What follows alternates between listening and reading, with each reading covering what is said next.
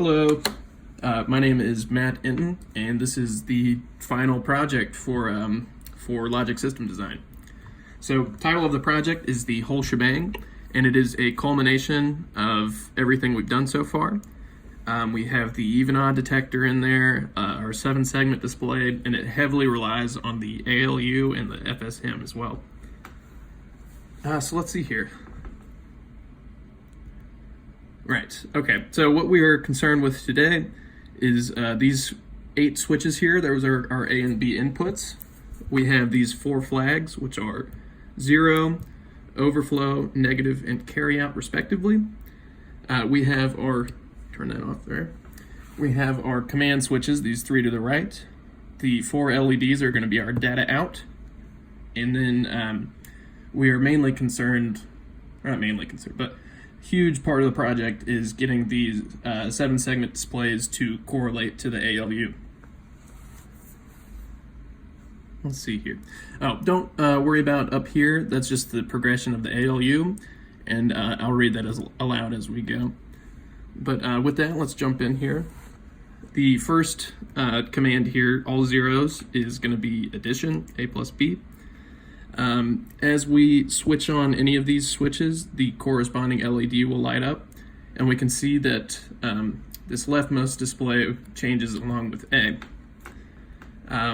Obviously 1 plus 0 is 1, so that's why we're getting that. 3 plus 0 is 3, and we can see that that will carry through. Let's see, let's start adding B. So 3 plus 1 is 4, plus 3 is 6. Plus 7 is 10, right there. So this third display, depending on the command that we're using, will either be on or off, and it might show a 1 or a negative as well. The negative will obviously come in subtraction, but let's go ahead and make the largest number we can. So that'd be 15 plus 15. Obviously we can't display that with 15, so the carryout flag trips, and the third display becomes a 1. Let's see here. Been having a sticky switch there. Keeps staying like the signal's active. Anywho, let's go ahead and go to subtraction here. So 0 minus 1, obviously the negative 1. This is where the third display will show the negative. If this negative flag trips, which it has, third display will light up with the negative sign.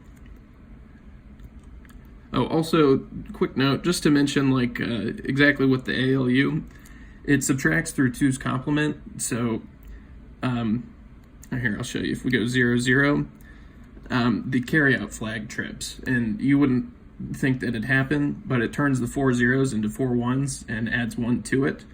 So that is the 0 flag trips still, but that's why we get the carryout as well. I'm just going to look through here real quick and see if there were some specific examples that that we needed to go through.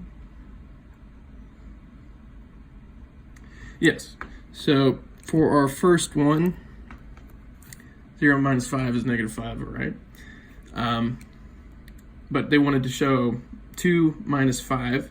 The negative flag kicks on, and we have 3.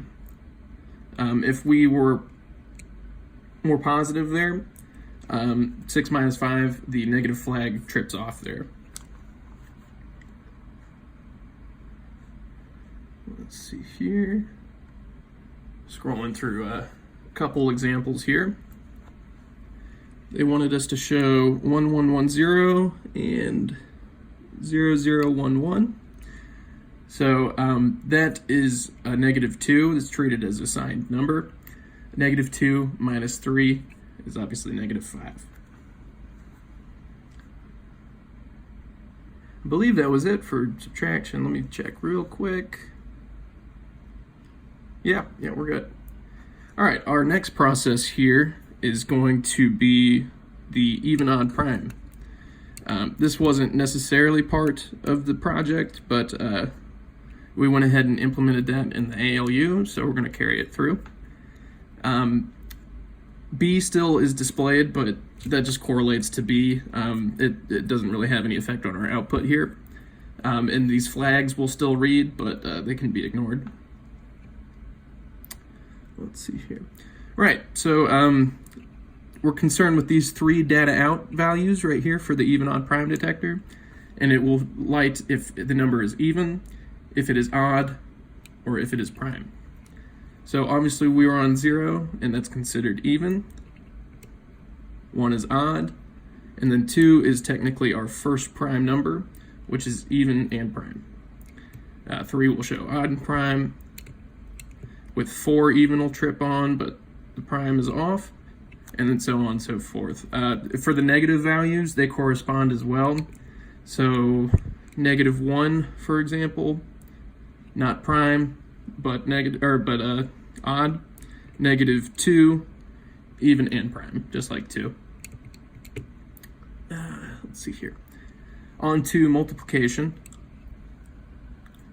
So for this one, our first 2 7-segment displays again will correspond to A and B, but since it's multiplication, a 4-bit times a 4-bit can turn into 8-bit. So the flags have been changed into the next 4 bits there. They don't correspond to the acronym down there.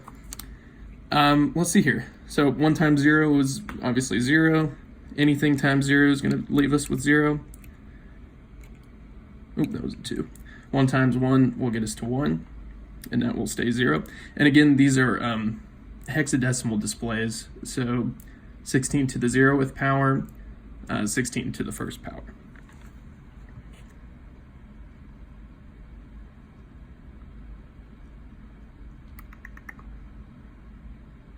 All right, I was looking at the example. So they wanted us to show the max value, F, times the max value, F, which is when, oh, by the way, the data out will correspond as well. But you obviously couldn't fit that in one LED. This is when the next 4 bits become necessary.